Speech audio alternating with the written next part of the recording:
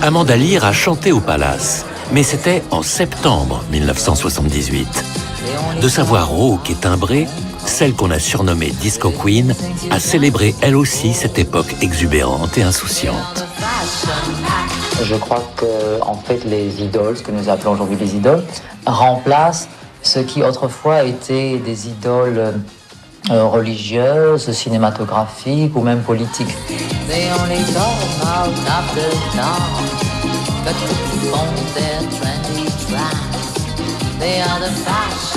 Je dois me comporter d'une certaine façon vis-à-vis de mes fans. Ils aiment, je crois, que je sois capricieuse, ils aiment que je sois en retard, ils aiment que je fasse des éclats, ils aiment que je sois voyante. J'incarne pour eux leur fantasme, c'est-à-dire la femme dont on rêve. Celle qui est tellement ambiguë, justement sexuellement, on ne sait pas ce que c'est, on voudrait la toucher, mais si je les laissais la toucher, ils seraient justement très déçus. Il faut surtout se dire, je ne pourrai jamais la toucher.